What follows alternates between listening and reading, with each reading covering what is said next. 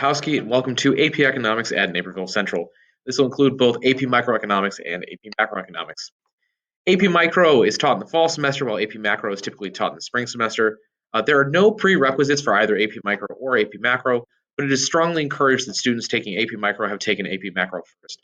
Both AP Micro and AP Macro are weighted classes, so that means on the GPA scale, your A is going to count as a 5.0, your B is a 4.0, so on and so forth.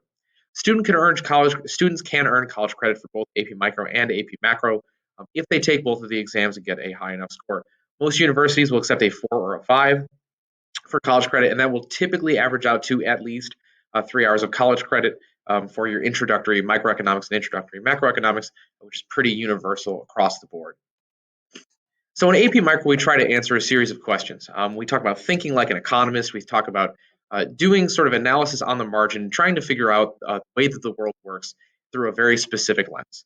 So the questions that we attempt to answer here in AP Microeconomics are: why is there a market for seemingly everything?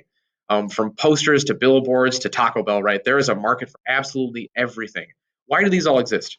The second question is: in what ways are people thinking on the margin? So if we think about adding an additional unit, if I decide that I want to have that extra piece of candy, how am I deciding that? What leads my brain to think that that's the right decision? The third question is: how do consumers and producers affect price? So if I go to the store and I buy a pack of gum, what is the relationship between myself and the store, and how have we sort of as groups of consumers and producers affected what I have to pay for that pack of gum? The fourth question is: why does the government intervene in the economy? So there are times when the government thinks it is necessary, and oftentimes it is, to intervene in the economy and try to right the ship, as it is usually said. A couple questions that this class won't answer: why did Taco Bell get rid of the Mexican pizza? I don't know. Who is Charles Entertainment Cheese really? And are we there yet? None of these questions, sadly, can be answered by AP Macroeconomics. On the left here, we have a series of big ideas. We talk about scarcity in markets, costs, benefits, and marginal analysis, production choices and behaviors, and market inefficiency and public policy. As you'll see, each of these questions is sort of tailored to one of the big ideas. For AP Macroeconomics, there are also a series of questions that we attempt to answer. The first question is: what does it mean to have a healthy economy? Is it when stock prices are high? Is it when unemployment is low? Is it when inflation is low? Is it when inflation is high or controlled? The second question is economic competition always fair? The third question is: how does an economy recover from a recession? And this speaks more to the economic cycle. How do you go from having a good economy to a bad economy? The United States was once in a depression, then it was healthy again, then stagflation, then healthy again, then a recession, then it was healthy again. How do we keep moving through this cycle? And how can the government help the health of our economy? So what steps can the government take to ensure our economic sort of fortitude going forward? Some questions that AP Macroeconomics unfortunately will not answer. What in Red Bull gives you wings? How do they manage to teach everyone Kung Fu and get them fighting at the same time? I don't know. And can I please have $5? I would really like it.